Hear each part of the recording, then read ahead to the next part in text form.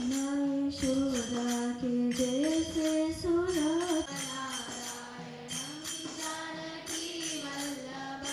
कौन कहते हैं भगवान नाचते नहीं। कौन कहते हैं भगवान नाचते नहीं। कौन कहते हैं भगवान नाचते नहीं। कौन कहते हैं भगवान नाचते नहीं। जाते नहीं। अच्युतं केशवं कृष्ण दामोदरं अच्युतं केशवं नारायणं जानकी वल्लभम्। अच्युतं केशवं कृष्ण दामोदरम् अच्युतं केशवं कृष्ण दामोदरम्। राम नारायणं जानकी वल्लभम्।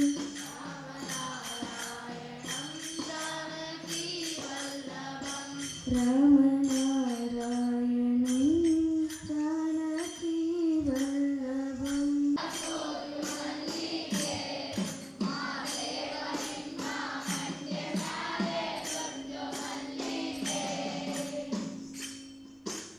ಸೋಜುಗಾದ ಸೋಜು ಮಲ್ಲಿಗೆ ಮಾದೇವ ನಿಮ್ಮ ಮಂದೆ ಮ್ಯಾಲೆ ದುಂಡು ಮಲ್ಲಿಗೆ.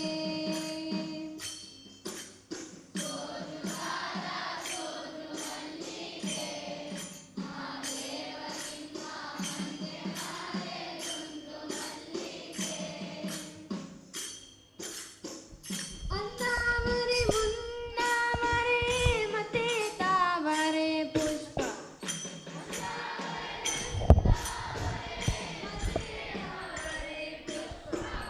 ಅಂದಾವರೆ ಮುನ್ನಾವರೆ ಮತ್ತೆ ತಾವರೆ ಪುಷ್ಪ. ಅಂದಾವರೆ ಮುನ್ನಾವರೆ ಮತ್ತೆ ತಾವರೆ ಪುಷ್ಪ. ಚನ್ನಕ್ಕಿ ಮಾಲೆ ಬಿಲ್ಪತ್ರೆ ಮಾದೇವ ನಿಂಗೆ. ಚನ್ನಕ್ಕಿ ಮಾಲೆ ಬಿಲ್ಪತ್ರೆ ಮಾದೇವ ನಿಂಗೆ. ಚನ್ನಕ್ಕಿ ಮಾಲೆ ಬಿಲ್ಪತ್ರೆ ತುಳಸಿ ದಳವ. ಚನ್ನಕ್ಕಿ ಮಾಲೆ ಬಿಲ್ಪತ್ರೆ ತುಳಸಿ ದಳವ. ಮಾದಪ್ಪನ ಪೂಜೆಗೆ ಬಂದು ಮಾದೇವ ನಿಮ್ಮ. ಮಾದಪ್ಪನ ಪೂಜೆಗೆ ಬಂದು ಮಾದೇವ ನಿಮ್ಮ. ಸೋಜುಗಾದ ಸೋಜು ಮಲ್ಲಿಗೆ ಮಾದೇವ ನಿಮ್ಮ ಮಂಡೆ ಮ್ಯಾಲೆ ದುಂಡು ಮಲ್ಲಿಗೆ. ಸೋಜುಗಾದ ಸೋಜು ಮಲ್ಲಿಗೆ ಮಾದೇವ ನಿಮ್ಮ ಮಂಡೆ ಮ್ಯಾಲೆ ದುಂಡು ಮಲ್ಲಿಗೆ.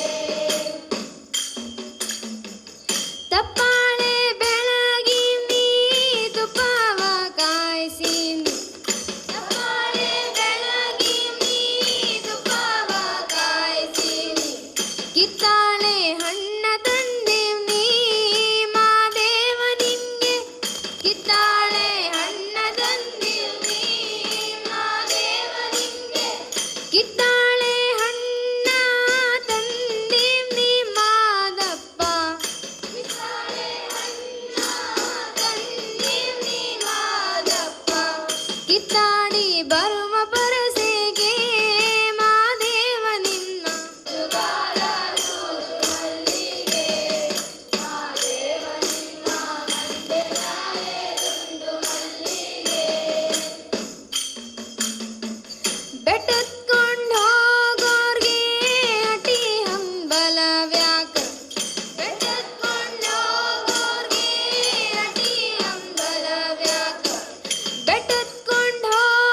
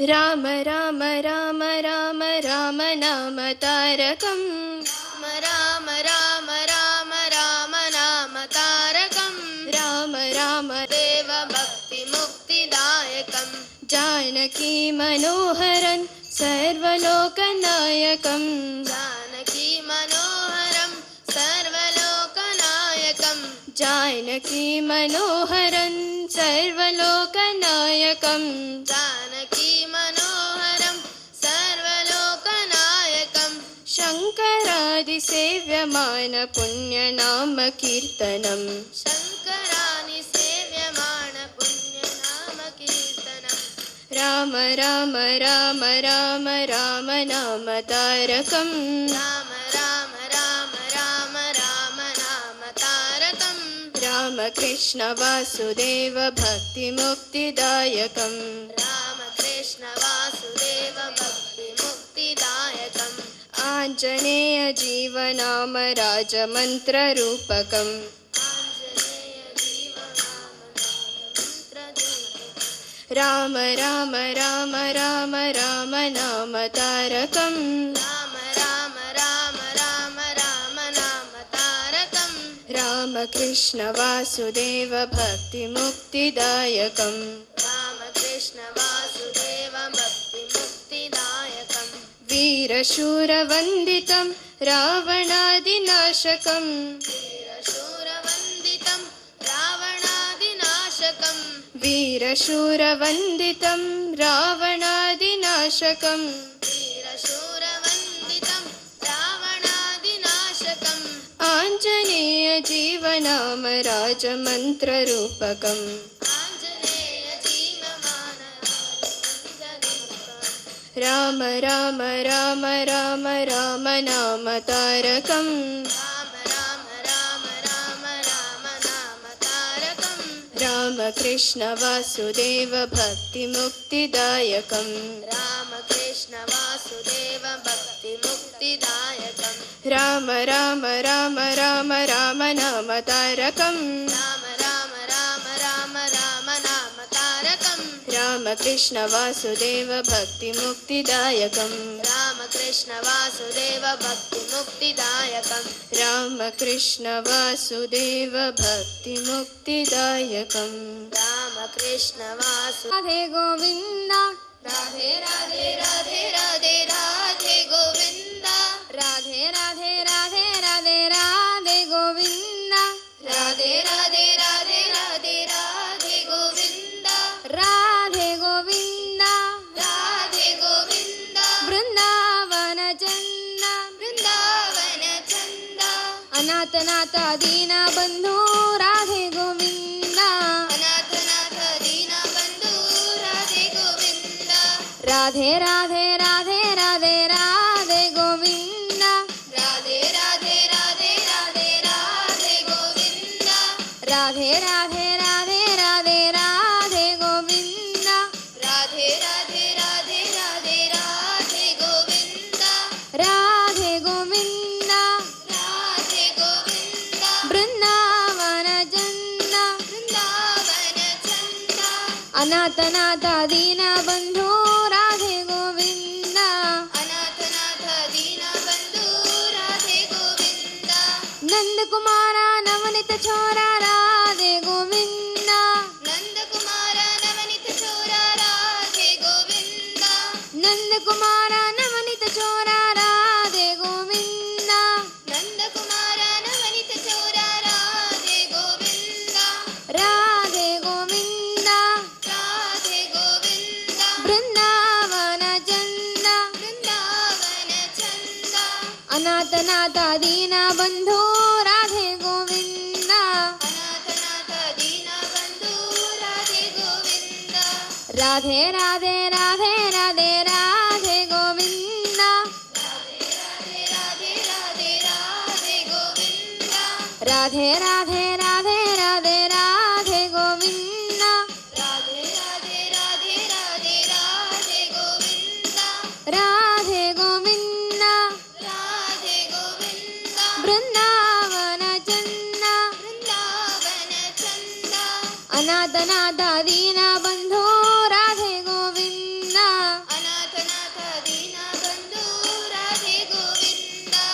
ಯಶೋಧ ಬಾಲ ಯದುಕುಲ ತಿಲಕ ರಾಧೆ ಗೋವಿಂದ ಯದುಕುಲ ತಿಲಕ ರಾಧೆ ಗೋವಿಂದ ಯಶೋಧ ಬಾಲ ಯದುಕುಲ ತಿಲಕ ರಾಧೆ ಗೋವಿಂದ ಯಶೋಧ ಬಾಲ ಯದುಕುಲ ತಿಲಕ ರಾಧೆ ಗೋವಿಂದ ರಾಧೆ ಗೋವಿಂದ ರಾಧೆ ಗೋವಿಂದ ಬೃಂದಾವನ ಚಂದ ಬೃಂದಾವನ ಚಂದ ಅನಾಥನಾಥ ದೀನ ಬಂಧೋ ರಾಧೆ ಗೋವಿಂದ ಅನಾಥನಾಥ ದೀನ ಬಂಧು ರಾಧೆ ಗೋವಿಂದ ರಾಧೆ ರಾಧೆ ರಾಧೆ ರಾಧೆ ರಾಧೆ ಗೋವಿಂದ ರಾಧೆ ರಾಧೆ ರಾಧೆ ರಾಧೆ ಗೋವಿಂದ ರಾಧೆ ಗೋವಿಂದ ರಾಧೆ ಗೋವಿಂದ ಬೃಂದಾವನ ಚಂದ ಬೃಂದಾವನ ಚಂದ ಅನಾಥನಾಥ ದೀನ ಬಂಧೋ ರಾಧೆ ಗೋವಿಂದ ಅನಾಥನಾಥ ದೀನ ಬಂಧು ರಾಧೆ ಗೋವಿಂದ ರಾಧೆ ರಾಧೆ ರಾಧೆ ರಾಧೆ ರಾಧೆ ಗೋವಿಂದ ರಾಧೆ ರಾಧೆ ರಾಧೆ ರಾಧೆ ರಾಧೆ ಗೋವಿಂದ ರಾಧೆ ರಾಧೆ ರಾಧೆ ರಾಧೆ ರಾಧೆ ಗೋವಿಂದ ರಾಧೆ ರಾಧೆ ರಾಧೆ ರಾಧೆ ರಾಧೆ ಗೋವಿಂದ ರಾಧೆ ಗೋವಿಂದ ರಾಧೆ ಗೋವಿಂದ ಬೃಂದಾವನ ಚಂದ ಬೃಂದಾವನ ಚಂದ ಅನಾಥನಾಥ ದೀನ ಬಂಧೋ ರಾಧೆ ಗೋವಿಂದ ಅನಾಥನಾಥ ದೀನ ಬಂಧು ರಾಧೆ ಗೋವಿಂದ ಅನಾಥನಾಥ ದೀನ ಬಂಧೋ ರಾಧೆ ಗೋವಿಂದ ಅನಾಥನಾಥ ದೀನ ಬಂಧು ರಾಧೆ ಗೋವಿಂದ ನಮೋ ಪುಂಡರೀಕವರ್ಧ ಪಾಂಡುರಂಗ ಸೀತಾಕಾಂತ ಸ್ಮರಣ ಜಯ ಜಯ ರಾಧಾಕಾಂತ ಸ್ಮರಣ ಜಯ ಜಯ ಶಂಖಚಕ್ರ ಪೀತಾಂಬರಧಾರಿ ನಮೋ ಪಾರ್ವತೆ ಪತೆ ಹರಾರ ಶ್ರೀಮದ್ ರಮಾರಮಣ ಗೋವಿಂದ ಶ್ರೀರಾಮಚಂದ್ರ ಮಹಾರಾಜ್ ಕಿ ಪವನ ಪುತ್ರ ಹನುಮಾನ್ ಕಿ शांतवर्ध की गो माता की गंगा माता की बोलो भारत माता की. Sit straight. Close your eyes. Chin mudra. Omkara.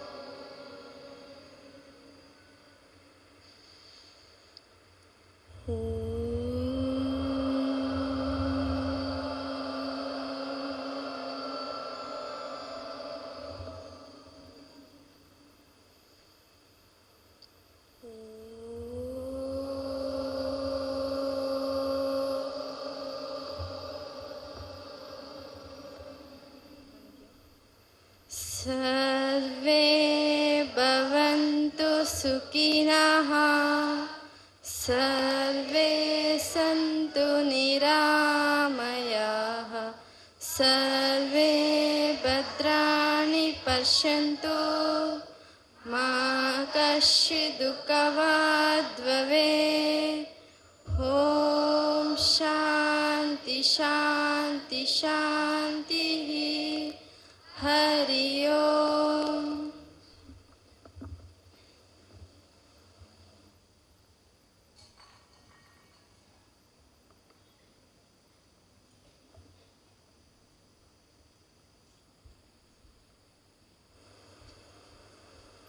Soil of our culture and heritage. Hence, it's important that we instill the significance of our rich culture and heritage into our young minds and awaken the emotion of patriotism in them. Shakti Sanatana Sampada is an earnest effort taken by the Shakti Education Institution to impart this in our students. For the past 6 years, Shakti has been organizing numerous programs to awaken Indian culture and values among the children. Under the guidance of Vidya Bharati, we aim to impart aspects such as our languages, arts, literature, history, sculpture, science, mathematics, and many more to the students. Hence the name Sanatana, which means ancient. We organize 2 lectures every month by various scholars across the country. So far, we have had 6 lectures covering subjects such as Ramayana, Mahabharata, Puranas, Vedas, astrology, Indian science, yoga, Ayurveda, etc. The purpose is to acquaint students with the vast heritage of Indian intellectual traditions. Our ultimate goal is to cultivate lofty ideals like Matru Bhumihi Putroham Prativa and Vasudeva Kutumbakam among the children, thereby contributing the best citizens for India. In this context, we have our 7th lecture of Sanatana Sampada delivered by Honorable Shri Milind Parande, the Organizing General Secretary, Vishwa Hindu Parishad, on the topic Role of Youth in Making Bharat a Vishwa Guru. We also have Dr. K.C. Naik, the Honorable Administrator of Shakti Education Institution, along with Shri M.B. Puranik, the Chairman of Sharada Educational Institutions and President of VHP Karnataka South. I also acknowledge the presence of Shri Sharan Pampwell, the Joint Secretary of VHP, Krishnamurthy, Executive Member Gopal Kuttar, Sahapramukh, Srimati Sureka Raj Durgavahini Pramukh, also the Principal of JC's Karkala, Shri Devi Prasad Shetty, Secretary VHP, Shivananda Menden, Joint Secretary, Bhujanga Kulal, Bajrang Dal Governor, H.K. Purushottam, President VHP Mangalore, Manohar Suvarna, Vice President VHP, Giri Prakash Tantri, Mahamandira Pramukh, Mangalore Vibhag, Puneet Attawar, Joint Convener of Bajrang Dal. I welcome all the dignitaries to this program. May I now invite the dignitaries to light the lamp.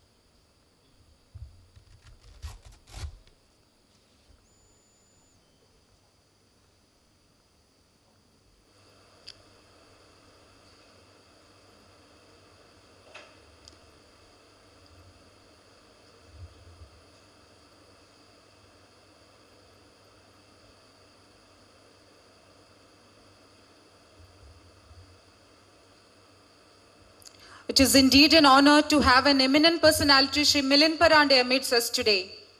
I request Dr. K.C. Naik to present a bouquet to our chief guest and speaker as a welcome note. It is an honor to introduce Shri Milind Shrikant Parande, who has an MSc Chemistry but an utmost patriot and a volunteer from childhood and has served in various positions like Sangh Pracharak, Sangata Mahamantri of Vishwa Hindu Parishad, and now serving as the Mahamantri Vishwa Hindu Parishad till date since 2018. Though he had an opportunity to pursue his PhD abroad, he chose to serve the nation as a nation calls. Like the famous Urdu poet said, Sarfaroshi ki tamanna ab hamare dil mein hai, dekhna hai zor kitna bahuye khatil mein hai. So that's how Bharat Mata got this patriot son for his service. We are honored to have you here, sir.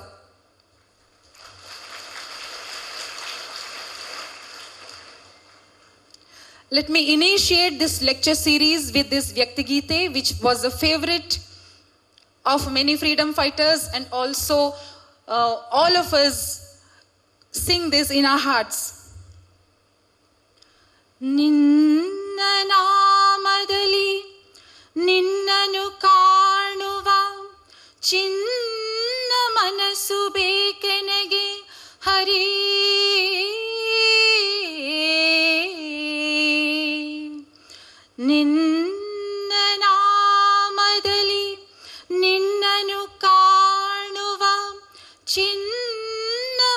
ಮನಸುಬೇಕನಗೆ ಹರಿ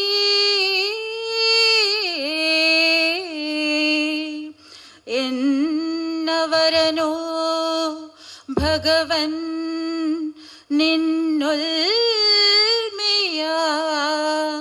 ಕಣ್ಣು ನೋಡುತ್ತಿರಬೇಕು ಹರಿ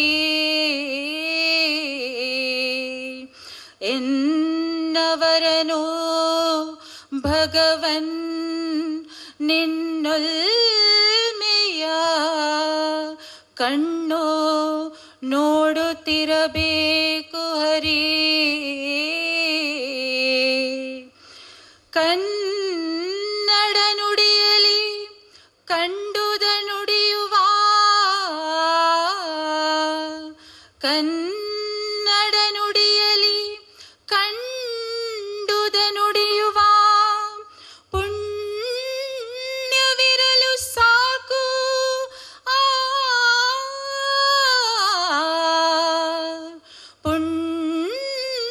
ಪುಣ್ಯವಿರಲು ಸಾಕು ಸಾಕು ಜನ್ಮ ಜನ್ಮದಲ್ಲೂ ಭಾರತ ಭೂಮಿಯ ಮಣ್ಣೆ ನೀರೇ ಸಾಕು ಜನ್ಮ ಜನ್ಮದಲ್ಲೂ ಭಾರತ ಭೂಮಿಯ ಮಣ್ಣೆ ನೀರೇ ಸಾಕು ಮಣ್ಣೆ ಈ ಮಣ್ಣಿನ ಪುಣ್ಯವಿರಲು ಸಾಕೆ ನಗೆ ಹರಿ ಹರಿ ಆ ಆ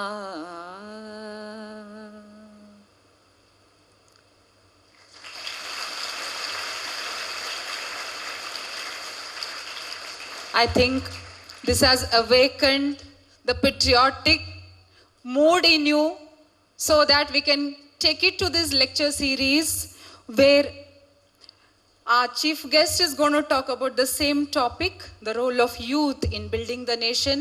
Over to you, sir, to awaken the youth. सभी उपस्थित गुरुजन and all my student brothers and sisters.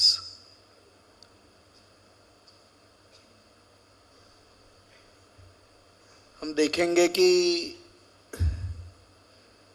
अभी पूर्ण विश्व में अपने देश का, भारत देश का गौरव बढ़ रहा है और धीरे धीरे लोग ये प्रयास कर रहे कि भारत का चिंतन क्या है, भारत आगे कैसे आ रहा है। यानी पूर्ण विश्व में every country's economy is going down, but Bharat is the only country whose economy is going ahead. तो विश्व सोच रहा है कि ऐसा क्यों हो रहा है, और इसलिए हम सब लोगों को भी इन बातों के बारे में सोचने की आवश्यकता है। और भारत की एक पृष्ठभूमि है, अपने इतिहास में कुछ दुर्भाग्यपूर्ण ऐसा इतिहास का एक पक्ष भी रहा है, क्योंकि लगभग भारत ही ऐसा देश है कि लगभग 1500 वर्षों से अपने देश में लगातार निरंतर आक्रमण होते रहे। And it is estimated that in Bharat, in the battles that have been fought, over 10 crore Hindus have died in the battles in the last 1500 years. And not only 10 crore Hindus have died in the battles, but over 10 crore Hindus have been sold in slave markets. इतिहास में लिखा है, अनेक राजाओं ने लिखकर लिखा है कि कितनी महिलाएं, कितने बच्चे, कितने पुरुष गुलामों के बाजारों में बेचे गए, हर रोज का वर्णन है। और अपने देश के मस्तक के ऊपर लगभग 1000 साल के राजनीतिक गुलामी का भी कलंक है। मगर यह केवल गुलामी का कालखंड नहीं था, तो यह एक निरंतर संघर्ष का भी कालखंड था। और इसीलिए हम देखेंगे कि आज भी भारत स्वतंत्र होकर आज केवल 75 वर्षों के बाद में, 76 वर्षों के बाद में विश्व में पुनः सर्वश्रेष्ठ बनने की दिशा में हम बढ़ रहे हैं। क्योंकि पूर्ण विश्व में आज लगभग 125 से आसपास देश ईसाई बन गए, 50 से अधिक देश इस्लामिक बन गए। मगर भारत जहां पर 1000 साल से ज्यादा भी परतंत्रता रही, भारत ऐसा नहीं बना। तो अपने देश के बारे में हमने सबने मिलकर सोचना चाहिए कि ऐसा क्यों हुआ, विश्व में ऐसा हो गया, भारत में ऐसा क्यों नहीं हुआ। और इसीलिए जो हमारे पूर्वजों ने बलिदान किया, संघर्ष किया, जो लाइफ वैल्यूज, जो जीवन मूल्यों को लेकर वो चले, उनको भी हमको समझना चाहिए। भारत के ऊपर आक्रमण क्यों हुआ? तो भारत गरीब था इसलिए भारत के ऊपर आक्रमण नहीं हुआ। भारत अत्यंत श्रीमंत था इसलिए भारत के ऊपर आक्रमण हुआ। आप में से अनेक लोग स्मार्टफोन रखते हैं, कभी तो भी एक नाम देख लीजिए उसके ऊपर, एंगस मेडिसन। ये एक बहुत बड़े अर्थशास्त्री है और अभी इन्होंने एक पुस्तक लिखा है, history of economic history of the millennium करके, यानी इस 1000 साल का आर्थिक इतिहास। और वो बताते हैं कि अपना ये जो देश है वो 16th सेंचुरी तक उसकी स्थिति ऐसी थी, यानी आज से 400-500 साल पहले तक, कि विश्व की 33% वेल्थ ये हिंदू के हाथ में थी। 33% ऑफ द वर्ल्ड वेल्थ।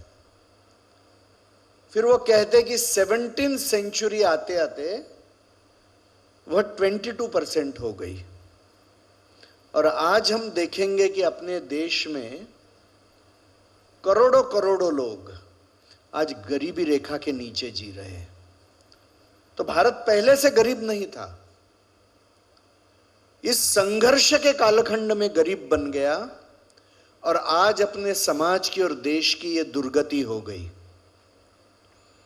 और भारत स्वतंत्र होने के बाद में पुनः अभी हम, जैसे अभी कल परसों ही फिगर्स पुनः आए हैं कि हम लोग अभी इकोनॉमी में 4th क्रमांक के ऊपर पूर्ण विश्व में जा रहे हैं। तो 70-75 वर्ष में हमारे अंदर की जो ताकत है वो पुनः प्रकट होने लगी है। अभी आज भारत में बहुत बड़ी मात्रा में लोग निरक्षर है आज भी। और आज भी अमेरिका में प्रति वर्ष 1 लाख से ज्यादा विद्यार्थी पढ़ाई के लिए जाते हैं भारत से, 1 वर्ष में, हर वर्ष जाते हैं। तो आज हमारी शिक्षा की स्थिति ऐसी हो गई। मगर ऐसी स्थिति पहले थी क्या? आज विश्व की सबसे पुरानी यूनिवर्सिटी कहां थी? तो उसका नाम लिया जाता है तक्षशिला, जो आज का पाकिस्तान है उसमें। वहां पे बताते हैं कि उस समय भी 10,000 students were studying, and this is, यानी चंद्रगुप्त मौर्य, चाणक्य के समय का कालखंड है। So it can be historically proven कि ऐसी यूनिवर्सिटी थी। और कितने विषय पढ़ाए जा रहे थे? तो विश्वविद्यालय में 60 से ज्यादा स्ट्रीम्स ऑफ नॉलेज, यानी अलग अलग साइंस, मैनेजमेंट, फाइनेंस, सभी प्रकार के विषय, उस समय के नाम अलग होंगे। और विश्व भर के लोग पढ़ने के लिए आते थे।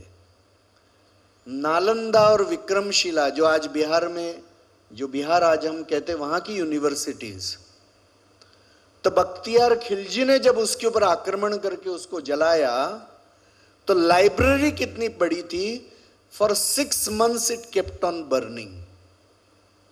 अपने को लगेगा कि ये तो ऐसी हास्यास्पद बातें, झूठी बातें हैं, मगर पब्लिक डोमेन में, पब्लिक नॉलेज में यह विषय है कि ब्रिटिशों ने, जब British East India Company Bharat आ गई, उन्होंने रिपोर्ट भेजा है मद्रास प्रेसिडेंसी का। तो मद्रास प्रेसिडेंसी के रिपोर्ट में वो लिखते हैं कि इस क्षेत्र में जितने विद्यालय थे, वो विद्यालय इंग्लैंड और यूरोप के बहुत सारे देशों को मिलाकर भी उतने विद्यालय नहीं थे। एंड पीपल वेर एजुकेटेड, और एजुकेटेड पीपल भारत के हर जाति बिरादरी के थे। यानी ऐसा नहीं थे कि अमुक जाति ही सीखती थी और बाकी लोग अशिक्षित थे, ऐसा चित्र नहीं था। आज भले ही अलग बताया जा रहा है। ये मैं इसलिए कह रहा हूं क्योंकि आज अनेक तरह के विषय हमारे सिलेबस में भी पढ़ाए जा रहे हैं कि जो करेक्ट नहीं है। दुर्भाग्य से विनर्स राइट द हिस्ट्री, ऐसा कहा जाता है। तो हमारा भी इतिहास हमने नहीं लिखा है, ऐसी स्थिति आ गई। तो हमारा स्वाभिमान ही जागरूक न हो और हम भी सोचे कि हम ऐसे ही फालतू थे, ऐसा भाव निर्माण करने के लिए इतिहास लिखा गया। और इसीलिए अभी हमको धीरे धीरे हमारे इतिहास में क्या था, हमारी संस्कृति क्या थी, ये सब ढूंढने की आज आवश्यकता है। और इसलिए मुझे लगता है कि यह जो प्रयास अपने विद्यालय में भी हो रहा है, it is for that purpose alone, that can we go back to our roots, can we find our roots, can we be proud of about roots। हम अपने जो मूल है उसका सिंचन कर सकते हैं क्या? क्योंकि किसी पेड़ को मारना है तो उसके मूल में गरम राख डाल देते हैं तो पेड़ मर जाता है, और किसी पेड़ को बड़ा करना है तो उसके मूल में पानी डाला जाता है तो पेड़ बड़ा होता है। हमारे यहां पर गरम राख डालने का काम किया गया है कि ये जो हिंदू चिंतन है वही मर जाए, भारत का जो चिंतन है वो खत्म हो जाए, मगर खत्म नहीं हुआ।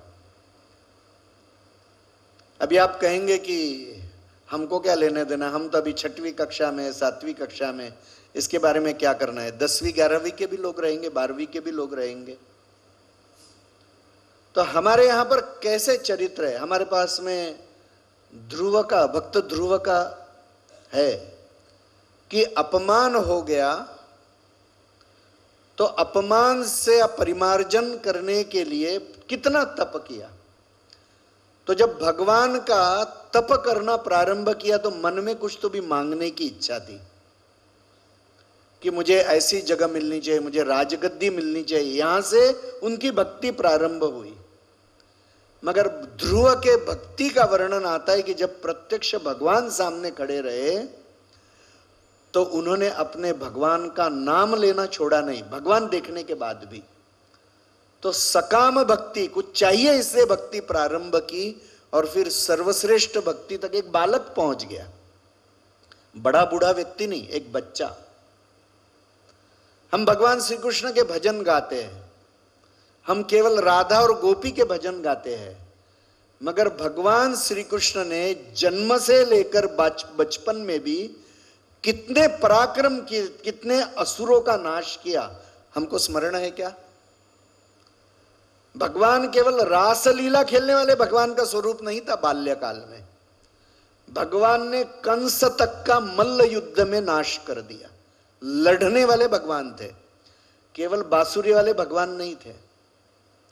ताकतवर थे, बाल्यकाल से ताकतवर थे, युद्ध के विद्या में प्रवीण थे, पराक्रम करने वाले थे। और हमको पता है क्या कि जब महाभारत का युद्ध हुआ और भगवान अर्जुन के सारथी बने, उनकी आयु कितनी थी? उस समय भगवान श्री कृष्ण की आयु महाभारत में लिखी है 80 वर्ष के थे। तो युद्ध के मैदान में 80 वर्ष के आयु में उतरे हैं। आज हम तो कहते कि अभी मरने की तैयारी हो गई, 80 वर्ष के हो गए तो बचपन से जो पराक्रम दिखा रहा है, जीवन भर कितना पराक्रम दिखाया। और इसीलिए हमारे सामने आदर्श बच्चों के कैसे छत्रपति शिवाजी महाराज है, बाल्यकाल में एक छोटे से रियासत के प्रिंसली स्टेट के प्रमुख थे, पुणे के आसपास। तो उनके सामने एक आदमी को लाया गया, उसने एक महिला के ऊपर अत्याचार किया था। उनकी आयु कितनी थी? 12-13 साल की थी, यानी आज के भाषा में बोलेंगे तो 6वीं 7वीं कक्षा का थे, केवल इतने छोटे थे। उनके सामने आया है कि ये बहुत महत्व का व्यक्ति है, मगर इसने महिला के ऊपर अत्याचार दिया। उस आयु में उन्होंने सजा सुनाई कि इसका एक हाथ और पैर काट दो, क्योंकि महिला के ऊपर अत्याचार करना मान्य नहीं है। इतने बाल्यकाल में ये समझती क्या अच्छा है, क्या गलत है, क्या न्याय है, क्या अन्याय है, और न्याय के साथ में ताकत से खड़े रहने की समझ 12वें-13वें वर्ष के आयु में थी।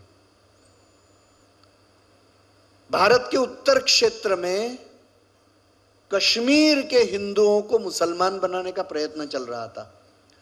तो किसी ने बताया कि गुरु तेग बहादुर जी, ये गुरु है, उनको यदि आप मुसलमान बना देंगे तो उत्तर भारत पूरा मुसलमान बन जाएगा।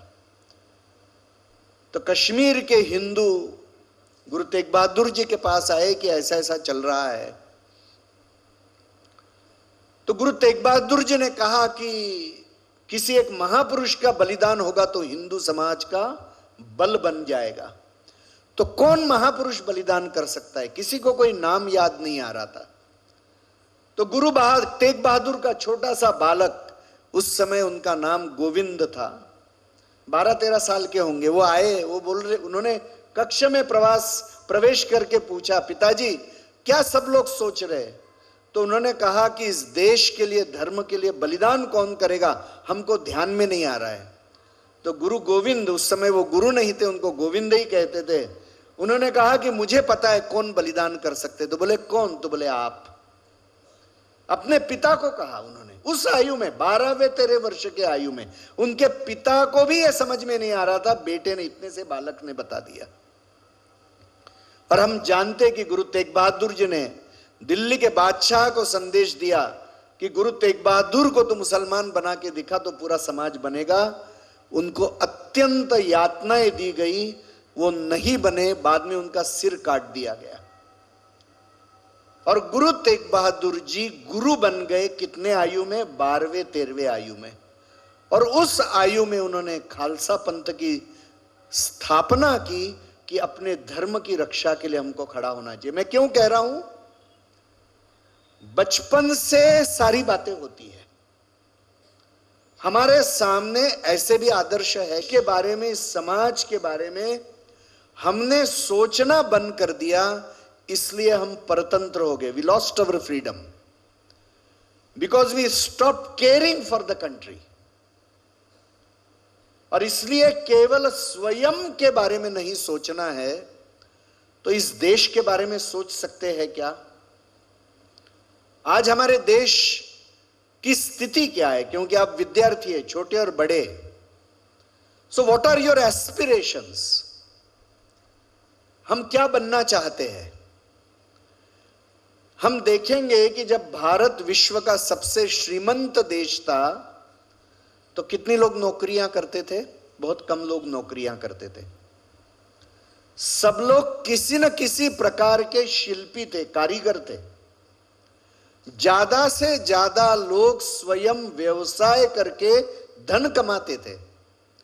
घर घर में व्यवसाय होता था और घर के सभी लोग व्यवसाय करके पैसा कमाते थे। घर में ही वो पैसा रहता था। और इसलिए भारत में इसको सोने की चिड़िया इसीलिए कहा जाता था कि गरीबी नहीं थी, अशिक्षा नहीं थी। आज हम देख रहे कि हर एक को नौकरी ही चाहिए,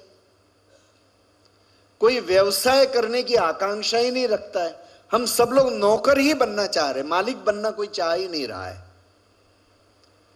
और इसलिए क्या we will do business, will we become entrepreneurs?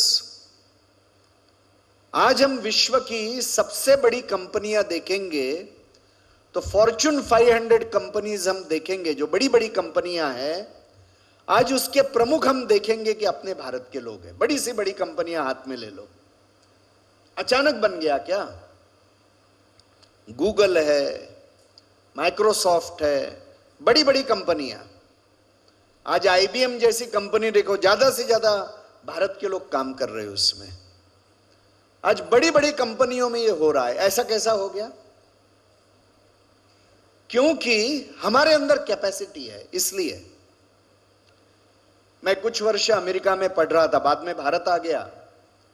बाद में हम जानते हैं कि अभी कुछ वर्ष पहले ओबामा अमेरिका के राष्ट्रपति बने, उनका प्रवास था अमेरिका के कुछ यूनिवर्सिटीज में। तो उन्होंने अमेरिकन स्टूडेंट्स के सामने एक भाषण दिया। वो कहते हैं कि American should be beware of Indians. Why? Because Indians are best in science and mathematics, they are the best. और यदि हम अच्छे नहीं बनेंगे, the Indians will take over. हमको नहीं लग रहा है ऐसा, मगर बाहर वाले हमको समझ रहे हैं। और इसलिए आज हमको इसके बारे में सोचना पड़ेगा कि सही में आज हम देखेंगे कि हमारे मन के अंदर वो आकांक्षा है क्या कि ये देश पुनः सिरमौर बनना चाहिए। विश्व में जैसा यह देश पहले सर्वश्रेष्ठ था, वैसा पुनः बनना चाहिए। आकांक्षा हमारे हृदय में है क्या कि हम केवल स्वयं के बारे में सोच रहे, केवल मेरा करियर, मेरे करियर के बारे में तो सोचना ही चाहिए, मगर मेरे करियर के साथ में क्या अपने देश और धर्म के उत्थान के बारे में हम सोचेंगे क्या? आज पूर्ण विश्व में कितने युद्ध चल रहे हैं, कितनी मारकाट मची हुई है। क्या हमारे कारण से हो रहा है? क्या हिंदू के कारण से हो रहा है? नहीं हो रहा है। दुर्भाग्य से किसी ने अभी पार्लियामेंट में भी बोल दिया ना, आपने सुना होगा, हिंदू क्या है तो हिंदू हिंसक है। कितनी झूठ बात बोली, आज कितनी झूठ बात बोली। मगर आज हिंदू को गाली देना और हिंदू ने कुछ नहीं बोलना, ऐसी आदत सी लग गई है। तो अपने स्वाभिमान के लिए हम खड़े होंगे कि नहीं? और इसलिए अपना इतिहास हम समझे, अपनी अच्छी बातें हम समझे, and let us develop on the good things that are within us. और साथ में इस 1000 साल में हमारे अंदर अनेक दोष भी आ गए। जैसे हम देखेंगे कि हमने भजन गाए, हम तो ये कहते हैं कण कण में भगवान है, सब कुछ है, मगर हमारे अंदर जाति भेद जैसा दोष आ गया। तो ये तो गलत है ना। एक तरफ हम कहेंगे कि कण कण में भगवान है, और फिर दूसरे जाति का हिंदू आएगा तो हम गलत व्यवहार करेंगे अपने जाति के अहंकार में। तो ये तो हमारे अंदर आया हुआ दोष है जो हमारे अंदर नहीं चाहिए। ये गलत बात है। दूसरी बात है, यहां पर 2 देवियों का फोटो है, भारत माता भी है और सरस्वती माता भी है। तो हम तो देवियों की पूजा करते हैं, और फिर गृहलक्ष्मी आती है घर में, दहेज नहीं देगी तो हम गड़बड़ कर देते, डाउरी नहीं देगी तो हमारे भक्ति का और हमारे जीवन का संबंध है क्या? इसलिए युवकों ने सोचना चाहिए, विवाह में डाउरी लेनी है कि नहीं लेनी है? क्या हम संकल्प कर सकते हैं क्या? हमारे यहां पर डाउरी यानी दहेज की परंपरा नहीं थी अपने समाज में। हमारे यहां पर कहा क्या देते थे? कन्याधन, यानी लड़की विवाह करके जाएगी, कोई कठिनाई आएगी, उस कठिनाई में से मार्ग निकालने के लिए उसको सोना चांदी कुछ धन दिया जाता था। It was voluntary, not compulsory. आज कंपल्सरी हो गया है। तो ये तो सामाजिक कुरीति हो गई। क्या इसमें से हम बाहर आ सकेंगे क्या? आज हम देवियों की पूजा कर रहे हैं और घर में लड़की ही जन्म न ले, इसलिए we are doing female foeticide. आज कन्या भ्रूण हत्या कर रहे, ये गलत है ना। पुरुष भी कर रहा है, महिला भी कर रहा है। हम में से कोई भी जन्म नहीं लेता था यदि हमारी मां नहीं होती थी तो। और आज हम फिर लड़कियों को पेट में ही मार रहे। All of us have to think कि हमारे अंदर जो दोष आ गए उससे हमको मुक्त होना पड़ेगा। आज कैसा हो गया, मैं कहूंगा मैं कंप्यूटर इंजीनियर हूं, तुरंत लोग अच्छे बात करेंगे मेरे से। मैं कहूंगा कि मैं धोबी का काम करता हूं, मेरे से सम्मान से बात नहीं करेंगे। मैं कहूंगा कि मैं नाई का काम करता हूं, कोई मेरे से सम्मान से बात नहीं करेगा। ऐसा क्यों है? हमारे समाज में श्रम की प्रतिष्ठा कम हो गई, डिग्निटी ऑफ लेबर यह कम हो गया। मैं कोई भी काम करूं, प्रामाणिकता से करूं, मेहनत करके मैं कमाऊं, तो हर व्यक्ति को, मेहनत करके कमाने वाले व्यक्ति को सम्मान देना चाहिए और सम्मान का भाव भी हमारे मन में होना चाहिए। और इसलिए ये जो अनेक कमियां हमारे अंदर आ गई, आज कैसा है, पैसा लेके काम नहीं करना। लोग कहते कि बहुत होशियार आदमी है, कैसा बेवकूफ बनाया, उसका काम भी नहीं किया, पैसा भी ले लिया मैंने, कैसा बेवकूफ बनाया। Is this the work culture we want? और इसीलिए जो मैं पैसा लूंगा उसका मैं रिटर्न्स दूंगा, ईमानदारी से दूंगा। आज एक गुण हमारे अंदर कम होते जा रहे हैं और इसलिए आज हमको यह सोचना होगा कि what will we do in future. आज भारत की स्थिति देखिए, हम सबने इसलिए सोचना चाहिए कि भारत के अंदर ऐसी कुछ शक्तियां हैं जो भारत को आगे बढ़ने देना नहीं चाहती है और भारत के बाहर भी ऐसी शक्तियां हैं जो भारत को आगे बढ़ने देना नहीं चाहती है। और हम सबको तय करना है कि भारत और अपना समाज विश्व में सर्वश्रेष्ठ बनेगा। उदाहरण है, हमको एटॉमिक एनर्जी की जरूरत थी, हमको टेक्नोलॉजी देने के लिए कोई भी तैयार नहीं था। तो भारत के वैज्ञानिकों को कितने वर्ष लग गए in mastering the technology of atomic energy, बहुत वर्ष व्यर्थ गए, मगर भारत के वैज्ञानिकों ने यह कर दिया। हमको मिसाइल टेक्नोलॉजी की आवश्यकता है क्योंकि भारत के ऊपर आक्रमण करने के लिए अनेक शत्रु देश बैठे हैं, मगर हमको मिसाइल टेक्नोलॉजी देने के लिए कोई तैयार नहीं था। आज डॉक्टर अब्दुल कलाम जैसे देशभक्त वैज्ञानिक, कि जिनको मिसाइल मैन कहा जाता है, उन्होंने यह मिसाइल टेक्नोलॉजी विकसित की और आज हम देखेंगे कि एक मिसाइल से 100 से ज्यादा सैटेलाइट्स भेजने वाला भारत अकेला देश है।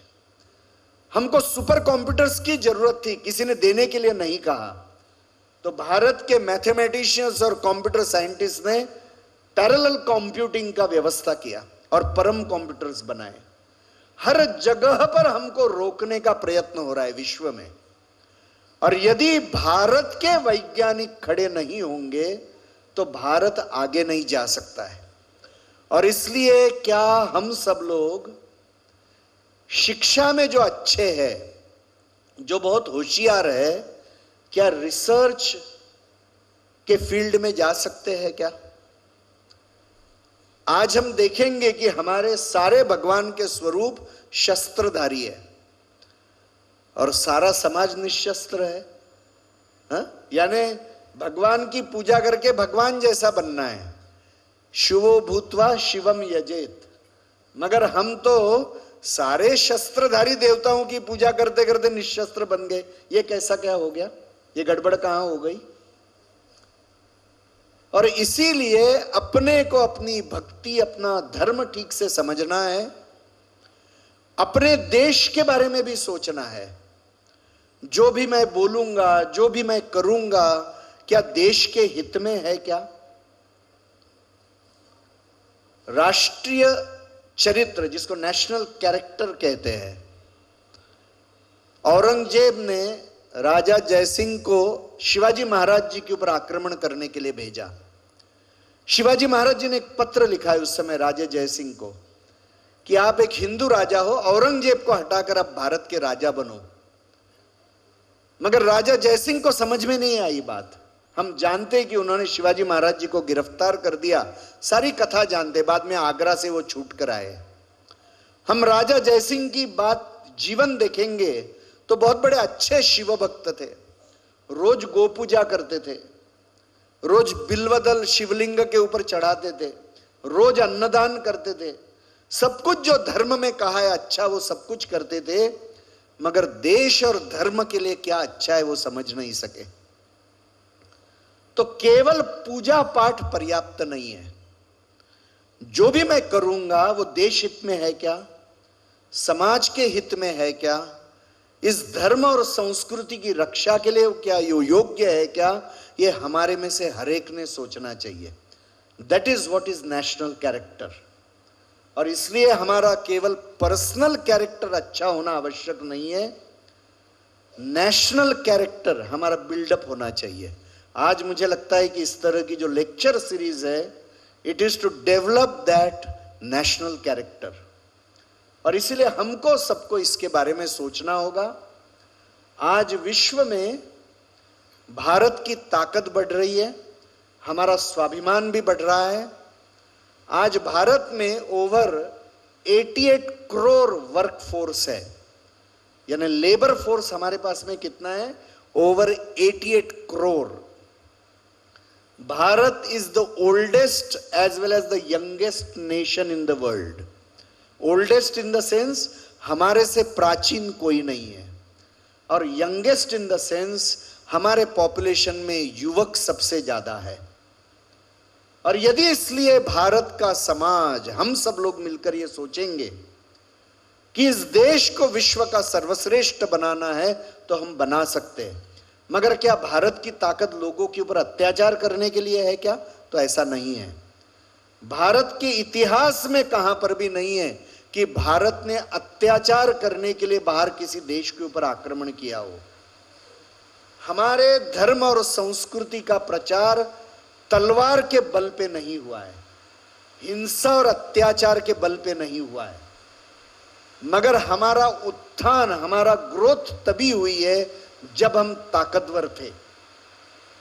और इसलिए जैसे स्वामी विवेकानंद जी का चित्र यहां पे लगा हुआ है, उन्होंने यही कहा था कि शक्ति यही जीवन है और कमजोरी यही मृत्यु। और इसीलिए अपना समाज, अपना देश शक्तिशाली बनाना यह बहुत आवश्यक है। कमजोर रहेंगे तो हम गुलाम बनेंगे, कमजोर बनेंगे तो हमारी दुर्दशा हो जाएगी। और इसीलिए हम सब लोगों ने व्यायाम भी करना चाहिए। जिस आयु में हम सब लोग हैं, हमको कोई ना कोई एक युद्ध की विद्या आनी चाहिए। अभी मैं एक गुरुकुल में गया था, कोल्हापुर में है, काड़ सिद्धेश्वर महाराज जी, आप सब लोग जानते होंगे उनका। पूज्य महाराज जी के यहाँ पर जो गुरुकुल है, वहाँ के सभी बच्चों को वो जैसा कंप्यूटर सिखाते, इंग्लिश सिखाते, हिंदी सिखाते, वैसे कम से कम 6 से 7 युद्ध की विद्या भी सिखाते हैं। और इसीलिए क्या ओवरऑल ग्रोथ, ओवरऑल डेवलपमेंट, इस अर्थ में हम सब लोग खुद के बारे में सोच सकेंगे क्या? क्योंकि शक्ति के आधार पर ही हम जीवन जी सकते हैं, शक्ति के आधार पर ही हम गौरव प्राप्त कर सकते हैं। जीवन में जो कुछ भी प्राप्त करना है वह कमजोरों को प्राप्त नहीं होता है। विश्व में गरीबी की पूजा नहीं होती है, सादगी की जरूर होती है। और इसलिए हमको वैभव और ऐश्वर्य प्राप्त करना है। हमारे देश में कोई भी गरीब नहीं रहना चाहिए। विश्व और विश्व कभी अपयश की पूजा नहीं करता है। Nobody, prays to unsuccessful people. अंग्रेजी में कहावत है, सक्सेस हैज मेनी फादर्स। और इसीलिए हमको यशस्वी भी होना है। और इसीलिए सारा जो बात करनी है वो सक्सेस और वेल्थ, और साथ साथ में हम कहेंगे कि पावर। मगर ये सब कुछ किस लिए? तो इस समाज और देश का गौरव बढ़े इसलिए। देखिए, विश्व में एक कहावत है कि सर्वाइवल ऑफ द फिटेस्ट। तो सब लोग इसको कहते कि सर्वाइवल ऑफ द फिटेस्ट, मगर यह तो जंगल लॉ है, ये संस्कृति का कानून नहीं है, ये प्रकृति का कानून है। हिंदू संस्कृति कहती है सर्वाइवल ऑफ द वीकेस्ट, वह संस्कृति है, और विकृति है कि कमजोर लोगों का नाश करना, ये विकृति है। Survival of the fittest is प्रकृति, मगर survival of the weakest is संस्कृति। और इसलिए हमको बहुत ताकतवर होकर विश्व के ऊपर अत्याचार नहीं करना है, तो विश्व में जो कमजोर है उसकी भी रक्षा करनी है। भारत की ताकत, भारत का विश्व गुरु बनना, यह सब कुछ विश्व कल्याण के लिए। जैसा आपने अभी प्रार्थना की, सर्वे भवन्तु सुखिनः, हमने ऐसा नहीं कहा हिंदू का कल्याण हो, हमने क्या कहा, सबका कल्याण हो। सब में सब आ गए, प्राणी भी आ गए, वनस्पति भी आ गए, मनुष्य आ गए, सब तरह के लोग आ गए। सभी का कल्याण करने के लिए बहुत ताकत चाहिए, बहुत ऐश्वर्य और वैभव चाहिए, बहुत बुद्धि चाहिए। और इसीलिए आज हमको जो लक्ष्य रखना है, हम स्वयं ताकतवर कैसे बनेंगे, वैभवशाली ऐश्वर्यशाली कैसे बनेंगे, यशस्वी कैसे बनेंगे, और वो बनने के बाद में अपना समाज, अपना देश, यह भारत माता, इसका गौरव कैसा बनेगा। यह भारत माता कभी भी पुनः गुलाम नहीं बननी चाहिए, यह आदर्श हमारे पास में होगा क्या। हम सब लोगों ने योगी अरविंद जी का 15 अगस्त 1947 का भाषण पढ़ना चाहिए, मोबाइल के ऊपर भी वो आपको दिखेगा। और योगी अरविंद जी कहते थे कि भारत को यदि ताकतवर बनना है तो भारत जो 1947 में खंडित हो गया, उस भारत को पुनः अखंड बनाना होगा। और इसलिए आज हमारे हृदय में भी इस भारत को पुनः हिंदूनिष्ठ, इस भारत को अपने धर्म और देश में विश्वास रखने वाला, आत्मविश्वास से परिपूर्ण ऐसा बनाना है। तो हमारे सबके हृदय में वो आकांक्षा चाहिए। हम जूस का देखते हैं, 2000 साल उनका देश उनके हाथ से चला गया, मगर 2000 साल के बाद में इस्राएल उनको पुनः प्राप्त हुआ। जर्मनी का डिवीजन हो गया, ईस्ट और वेस्ट जर्मनी बन गई, एक दीवार बर्लिन वॉल खड़ी कर दी गई, मगर 30-40 साल के बाद में दोनों जर्मनी एक हो गई। सो अखंड भारत भी पॉसिबल है, मगर हमारे हृदय में वो आकांक्षा रहनी चाहिए। और इसलिए मुझे लगता है कि हम सब लोगों ने अपना इतिहास ठीक से पढ़ना चाहिए, और स्वयं के करियर के साथ में ही जो हमारे गौरव, हमारे पूर्वजों ने जो वेल्थ, हमारे पूर्वजों ने जो बुद्धिमत्ता हमारे पूर्वजों ने प्राप्त की, वो प्राप्त करने के लिए हमने भी सोचना चाहिए। और इसलिए हमारे पुराण, हमारे शास्त्र, हमारे इतिहास को पढ़कर वहाँ के वीर पुरुषों से हमने प्रेरणा लेनी चाहिए। ये यदि हम करेंगे तो अपने करियर के साथ में संपूर्ण समाज का भी कल्याण हम कर सकेंगे। इतना ही मुझे आपके सामने विषय रखना है। मेरा निवेदन है कि हमारे मन में कुछ प्रश्न रहेंगे तो थोड़ा कुछ समय for some question answers we have kept. तो अपना खुद का परिचय देकर कुछ प्रश्न यदि हम पूछना चाहते, जो विषय मैंने रखा है उसके बारे में, तो there is a time for that discussion. Is it okay ma'am?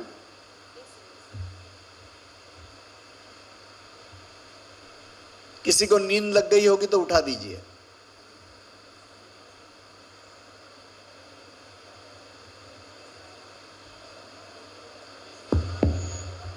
हाथ खड़ा करेंगे।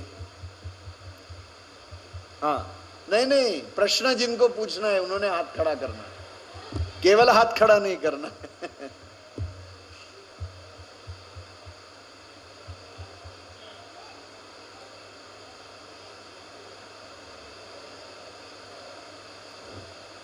हाँ, उनको दीजिए। अपना नाम बताइए, कौन से कक्षा में पढ़ रहे, विच standard? I am Ved from class 7th A. The question is, in starting, sir, you told about some website to search. I talked about Angus Medicine. That is the name of a financial expert, and he has written a book called Economic History of the Millennium. Millennium is 1,000 years. The economic history of millennium, if you read that book or read the synopsis of that book, you will learn much about our country's economic sthiti, है ना? And a foreigner is writing, a non-Hindu is writing, and he is talking about how our country was, and he has done much research. So to understand about our history and country, that is also one. कहा कि PSLV, उन्होंने एक वाक्य में कहा PSLV is my baby, यानी PSLV जो rocket है वो बनाने वाले इसका मैं प्रमुख हूं और भारत को ऐसा मैं दे सका, आई एम वेरी प्राउड. और फिर दूसरी बात उन्होंने कहा कि पहला चंद्रयान ये भेजने वाला भी मैं हूं. तो can we do something like this to be proud. और यहाँ उपस्थित सभी को शुभ शाम की शुभकामनाएं. सर, मेरा यह प्रश्न है कि मैं पुराने साल से, मतलब कुछ साल पहले से ही, जब मैं छोटी थी तब से ही यह सुनते आ रही हूँ कि भारत एक अभिवृद्धि होने वाली देश है, अभिवृद्धि हो रहा है, लेकिन मैंने कभी ऐसा नहीं सुना कि भारत अभिवृद्धि हो गया है. तो इस बात की मुझे यह शंका है कि समाज, मैंने जो सोचा था और मैंने जो ऑब्जर्व किया था समाज में, मुझे ऐसा लगा कि लोगों की जो मेंटालिटी है, लोगों की जो मनस्थिति है, उसमें बदलाव आना चाहिए, तभी समाज में बदलाव आएगा. लेकिन इसके लिए हम लोग 12वीं कक्षा में हो. 12वीं कक्षा में, बहुत अच्छे. और नाम क्या बताया? अर्पिता. अर्पिता जी, ठीक है. देखिए, मन बदलेगा तो सब कुछ बदलेगा, यही बात है. और इसलिए हम सबको शुरुआत स्वयं से करनी चाहिए. हमको केवल सबको बातें बतानी नहीं है, we have to walk the talk, है ना. हम जो बोल रहे हमको स्वयं को भी आचरण करना है. और इसीलिए हमने अपनी आदतें, अपनी सोच सुधारने का विषय करने का प्रयत्न करना है. पहली तो बात कि मैं संपूर्ण समाज के बारे में सोचूंगा क्या, संपूर्ण देश के बारे में सोचूंगा क्या. तो मैनेजमेंट में कुछ बातें कहते हैं, जैसे विन विन सिचुएशन ऐसा कहा जाता है, यानी क्या, सामने वाला भी जीत रहा है, आप भी जीत रहे. तो ऐसा काम करने को सीखना कि जिसमें सामने वाले का भी कल्याण होगा और मेरा भी कल्याण होगा, इसी को धर्म कहते हैं. और केवल मेरा बुरा नहीं होगा, मेरा अच्छा होगा और सामने वाला का बुरा होगा, तो ये अधर्म कहा गया है. और इसलिए हमको ऐसी बातें सीखनी पड़ेगी कि जिससे सबका कल्याण होगा. केवल प्रार्थना करने से नहीं होगा, प्रार्थना तो करनी ही चाहिए, मगर हमको वैसा जीना भी सीखना पड़ेगा. और इसलिए जो आपने कहा है वो बहुत सच बात है. समाज का मन बदलना होगा. जैसे अनेक जो भेदभाव के विषय है, आज 30-40 करोड़ लोग गरीबी रेखा के नीचे हैं. तो हमारे में से कोई किसी को फ्रीली पढ़ा सकता है क्या? If we come from a well off family, क्या हम किसी के शिक्षा के लिए कुछ डोनेशन दे सकते हैं क्या? यानी आज हम यहाँ पढ़ाई कर रहे हैं तो हमारे माँ बाप तो बहुत खर्चा कर रहे होंगे, तो कोई एक गरीब विद्यार्थी के लिए हमारी फैमिली भी कुछ थोड़ा बहुत कर सकती है क्या? अपने से शुरू करना. दूसरी बात कि जैसा हम देख रहे हैं कि समाज में अनेक प्रकार की जो बुराइयां हैं वो हमारे घर में भी रहती है, तो हमने स्वयं ने जीवन में से वो बुराइयों को हटाना और फिर बताना कि मैं ये अच्छा कर रहा हूं. हमारे घर में नौकरानी आती है, उसके साथ हमारा व्यवहार कैसा है? हमारे घर में बर्तन मांजने के लिए लोग आते हैं, उनके साथ व्यवहार कैसा है? वो तो एक मेहनत करके कमा रहे हैं, क्या हम उनके साथ तुच्छता का व्यवहार कर रहे हैं या आत्मीयता का व्यवहार कर रहे हैं? नौकरी अपनी करेगी, वो पगार भी लेगी, but do we have to insult a person? Is it necessary? So ऐसी छोटी छोटी बातों में हमको देखना पड़ेगा कि how do we correct our behaviour, our thinking. और फिर ये करने के बाद में जब आप बात करेंगे तो आपके बातचीत को भी बहुत दम रहेगा, क्योंकि आप करके बोल रहे हैं. तो पहले स्वयं ने करना, अपने बारे में अपने को अच्छा करना, अपने परिवार में अच्छी बातें लाना, फिर मेरे मित्रों में भी यह बात करते हुए, क्योंकि वहां अपना इन्फ्लुएंस है, in our friends, in our relatives, in our family, तो जहां अनुकूलता है वहां परिवर्तन लाने का प्रयत्न करना। ऐसा यदि सब लोग ऐसा सोचकर काम करेंगे तो समाज में भी परिवर्तन आएगा। And think positively. गरीबी दूर करने से गरीबी ध्यान में रहेगी केवल, और कुछ ध्यान में नहीं रहेगा। प्रयत्न करने पड़ेंगे, एंड इसलिए we have to start from ourselves, that is the best way. थोड़े टीनेजर्स महिला का अपमान कर रहे हैं, तो उनके बीच में जागृति कैसे जगाना चाहिए कि वो गलत काम है? ऐसा है कि ये तो घर से सिखाया गया, परदारे यानी परस्त्री मातृवत, ऐसा कहा गया। नैने मेरी पत्नी छोड़कर बड़ा व्यक्ति है तो हर स्त्री के तरफ देखने की मेरी दृष्टि क्या रहेगी, तो वो मेरी माँ है या बहन है। यह भाव जिस दिन नष्ट हो जाएगा तो महिलाओं की रक्षा बहुत कठिन है।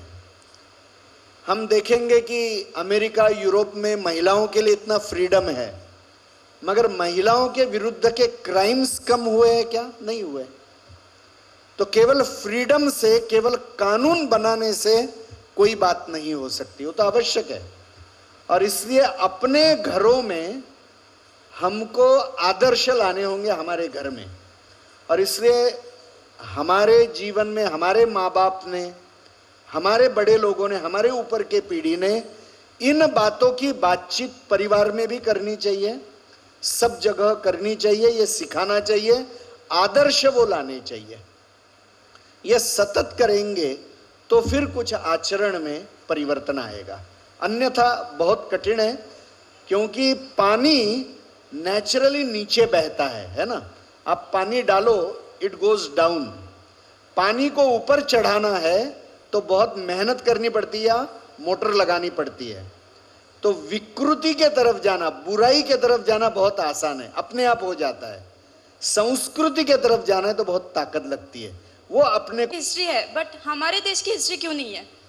यही तो मैंने कहा ना कि विनर्स राइट द हिस्ट्री। वो भारत का भी व्यक्ति नहीं था, भारत का फर्स्ट एजुकेशन मिनिस्टर, वो भारत का भी नहीं था, वो हिंदू भी नहीं था। तो आप कैसा समझ सकते कि हमारी संस्कृति, हमारे जीवन मूल्य वो एजुकेशन पॉलिसी में लाएगा? और अभी तक ऐसा बहुत बार हुआ है।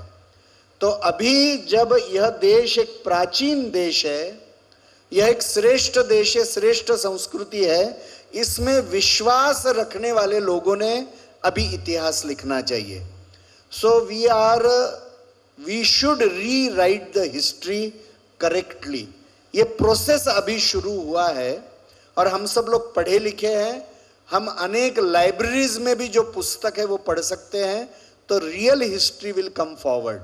क्योंकि झूठे किताब भी लिखे गए हैं, सब कुछ जो लिखा गया है वो सच नहीं है, ये समझकर अपना इतिहास हमने पढ़ना चाहिए। वो करेक्शन का प्रोसेस अभी धीरे धीरे प्रारंभ हुआ है। हाँ जी। Good evening, sir. Good I am evening. Srivatsa from class 11th. So I have a question that in some nowadays some people are misleading our teenagers, like our Hindu dharma. So what can we do for that peoples? First of all, we should argue with them and prove that they are wrong intellectually. And if they want to divide the society legally also, we should stop them. We can do cases against them for spreading misinformation, for spreading hatred or insulting our values. You can do cases also, you can argue against them. If they use physical violence, we should be strong enough to subdue them also. We have to walk all three ways at the same time. For that, we will have to study our scriptures, our values properly, and be able to tell them in today's language.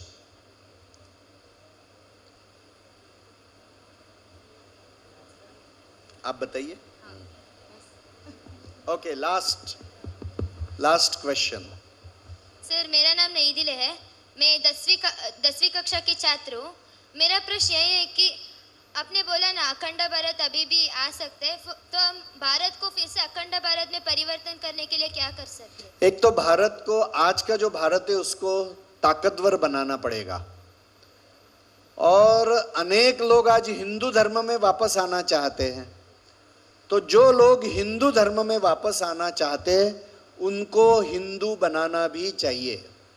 तो ताकत भी चाहिए, जो हिंदू बनना चाहते हैं उनको हिंदू बनाना चाहिए। जो लोग हिंसा का उपयोग करना चाहते हैं उनके ऊपर हम विजय प्राप्त कर सके, इतने ताकतवर हमको बनना भी चाहिए। ये तीनों भी बातें होगी तो भारत अखंड हो जाएगा। मगर पहले I have a last question to sir. So we have lot many intelligent children here. All of them are very intelligent and aiming to become doctors and engineers. My worry is that most of them are planning to go abroad and work. They learn here in India and then they're all, if you ask them, I want to work in US or any other European countries or any other countries. So what do you have to tell them? This is very painful that we talk about our culture and heritage, but then सब लोग America या Europe जाना चाहते हैं। America और Europe आकर्षक क्यों बना? Why is it so attractive? Because somebody worked there hard to make it attractive. अभी यदि हम रेलवे टिकट खरीदेंगे, कभी मैं बोल रहा हूं आप करके देखिए, तो रेलवे टिकट के ऊपर लिखा रहता है कि you are paying only so many % money. तो why is it there? Who is paying for it? Government is paying. So that means who is paying? The taxpayer is paying. बाद में आज हम देखेंगे कि हमारे रास्ते बन गए।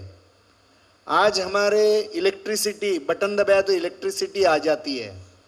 आज नल खोलेंगे तो पानी आ जाता है। How these facilities are available? Because of taxpayers' money. Bharat में 90% से ज्यादा लोग टैक्स नहीं भरते हैं, बहुत थोड़े लोग टैक्स भरते हैं। तो ये सब कुछ जो भारत में हो रहा है, पुलिस की सुरक्षा, मिलिट्री की सुरक्षा, जन से सुविधाएं, सारी हमारी शिक्षा व्यवस्था, everything is happening, that is because somebody in the society is paying for it, not my parents alone, not I alone. और इसलिए हमारे सिर के ऊपर बहुत बड़ा कर्जा है। कभी भी जब हम अपने देश को छोड़कर जाकर केवल स्वयं के करियर की बात करना चाहेंगे, कुछ वर्ष विदेश जाके आने में कोई दिक्कत नहीं है, मगर जब कोई भी शरीर काम नहीं कर रहा है तब भारत में आना, उसका कोई लाभ नहीं है। What you can contribute for our country, all of us must remember, because you owe it to this country, you owe it to this society. ये कर्जा हमारे सिर के ऊपर है, ये सबने ध्यान में रखना चाहिए। और अपने देश की सेवा ये हमने करनी चाहिए। We have to be a patriot first, then everything else. और इसलिए अपने देश की सेवा के लिए मैं क्या कर सकता हूं, ये हम सब लोगों ने सोचना चाहिए। Thank you so much, sir. That was so true that personal character is not enough. We need to build our national character. I think students, this is the take home for you. Thoughts to build up. These are lectures so that you form values and form opinions. And always remember, nation is first. A big thank you to Shri Milind Parande, Organizing General Secretary, Vishwa Hindu Parishad, who spoke to us so well on the topic role of youth in making Bharat a Vishwa Guru. Thank you so much, sir. I would like to call upon our administrator and the dignitary.